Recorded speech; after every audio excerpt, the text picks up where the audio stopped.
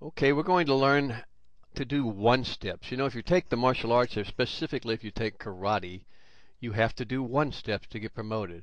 And these are your basic one steps. And what I've tried to do is take them where you can learn them as a system. So these are all the one steps you would need to know to go from a white belt to a green belt. I'm trying to make it as a system so that you'll be able to remember them. Because the biggest problem you have is that when the kids get up there and perform and try and do their one steps, they go blank.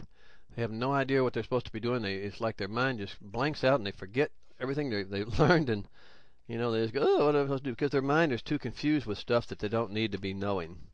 So I'm trying to break it down to make the one steps very easy to remember and very functional. And let's go. First thing you want to learn to do is how to hold a hand if you're going to do a shuto.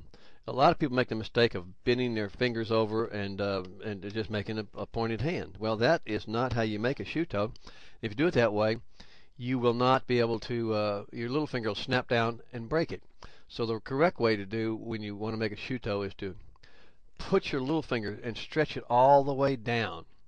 You take the little finger and stretch it all the way down, and then you bring the top fingers down to it.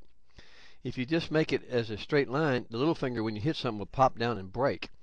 So if you'll take it and put your little finger down, now bring your top fingers down to it, you won't be able to break your finger. And that's a real important when you're doing your strikes. Now the palm heel. The fingers should be curled tightly back.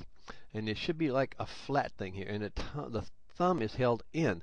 The thumb is not held out. The thumb is held in and curled into the side of the hand also, so that you do not break your hand when you hit something. It's pretty important that you keep this nice and flat and hit